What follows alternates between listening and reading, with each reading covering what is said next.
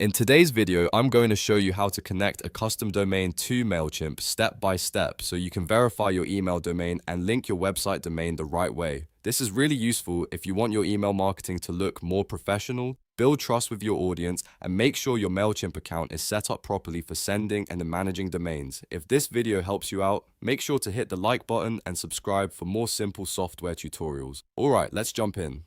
First, open your web browser and go to Mailchimp, then sign into your account using your email address and password. Once you're inside the dashboard, look for the search bar at the top. Click it, type domains, and press enter. From the search results, select domains to open the domain management page. On this page, you'll see different domain-related options, including email domains and website domains. Let's start with the email domain verification part. In the email domain section, click Add and Verify Domain. Mailchimp will ask you to enter the email address that you want to verify, so type that in carefully. After that, click Send Verification Email. Mailchimp will send a message to that inbox with a verification link or instructions to confirm ownership.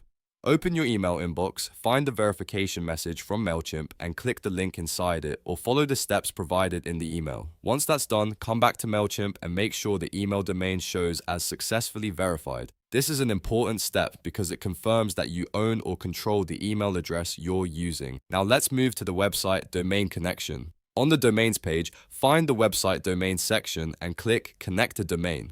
If prompted, enter your website domain name exactly as it appears with your registrar. Then follow the on-screen instructions to start the connection process. Depending on where your domain is registered, Mailchimp may ask you to verify ownership or update your DNS records. This is normal, and it's how Mailchimp confirms that the domain belongs to you. Take your time and enter the settings carefully because DNS changes need to be exact for everything to work properly. If Mailchimp tells you that domain connection requires a paid plan, you'll need to choose the plan that fits your needs and complete the upgrade before you can continue. Once your plan is updated, go back and finish the domain connection steps. After everything is connected, it's a good idea to double check that your verification status is active and that all the domain details look correct. That way, you know your Mailchimp account is ready to use with your custom domain. And that's it. You've learned how to connect a custom domain to Mailchimp, verify your email domain, and follow the steps needed for your website domain as well.